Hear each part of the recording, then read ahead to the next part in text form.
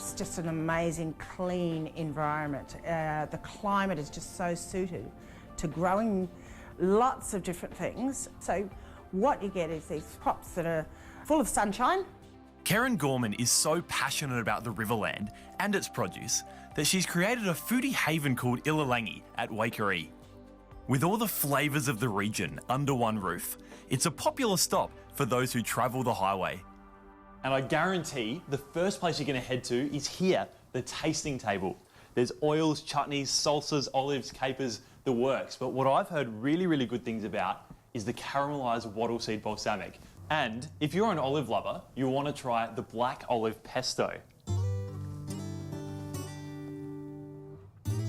That is really good.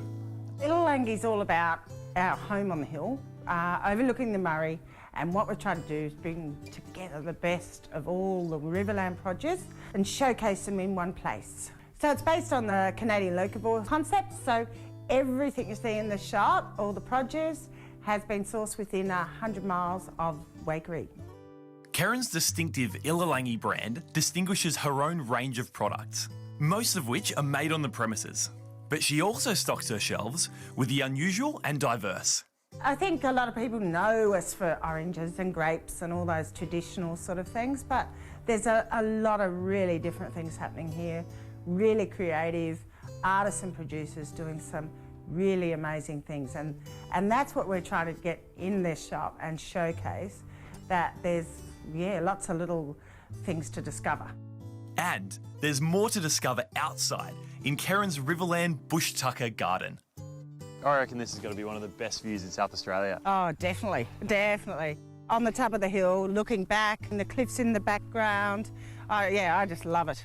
So what's the idea of the garden here? Basically, it's just so people can see native plants growing and touch, feel, smell, and maybe see how they could use them in their own garden. This is our river mint, and it's probably one of the most talked about and interesting herbs, I think, in the garden. Great. So where would you find this if not here? Oh, all along the river. It's native, so once you know what you're looking for. Oh, wow. Tiny little mint leaves. Packs such a big punch of really strong minty flavour. It reminds me of those strong peppermints my mum used to buy. I reckon I can see that in a cup of tea, maybe with a bit of honey and lemon juice, or maybe infused into an ice cream, or maybe as a chocolate lover, I reckon a little mint and chocolate dessert. After attacking the tasting table, I've been inspired to cook a Mediterranean-style dish. So I went down the road and got a couple of eggplants here, and all I've done is cut them in half and score them on a 45-degree angle like this. Really simple. It's just going to help us make them cook nice and quickly. Now we just take some of Karen's olive oil and drizzle this all over the eggplant. And then we just want to rub a little bit of salt in as well. And this can go into a 180-degree oven for about 40 to 45 minutes, or until it's golden brown and tender. So this is how they'll turn out. How good do they look? All I need to do now is add some of those other ingredients I've found. I'm going to take some of this beautiful saltbush dukkha, spoon it over the top. Utter delights make a great goat's curd, and Karen had some of that in her shop as well. And I love the taste of this caramelised wattle seed balsamic. This is going to go beautifully with our eggplant. And to finish it off, a little bit of that amazing sea celery. And I tell you what, it doesn't get any fresher than that straight out of the garden.